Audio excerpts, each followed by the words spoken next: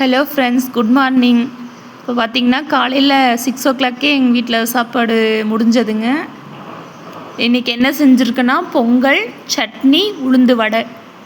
சாமிக்கு நெய்வேத்தியம் காமிச்சாச்சு. இப்போ பாப்பா காலையில் பசிக்குதுமான்னு சொன்னால் சாப்பிட்றாங்க. காலையில் 6 மணிக்கே சாப்பாடு ஆச்சுங்க, சாப்பிட்றா பாப்பா. எப்பயுமே காலையில் 6 மணிலேருந்து 7 மணிக்குள்ளே காலையில் சாப்பாடு சாப்பிட்றணும், அதுதான் உடம்புக்கு நல்லது.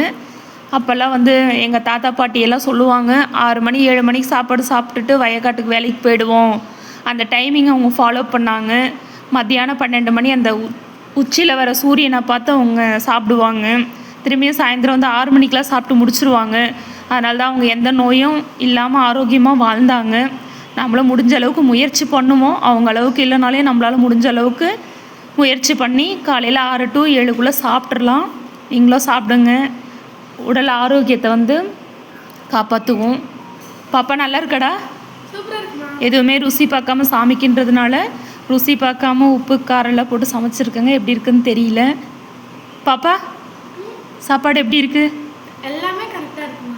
நல்லா இருக்கா? உளுந்து வடை சூப்பராக இருக்குமா? ஓகே ஃப்ரெண்ட்ஸ், பாய்.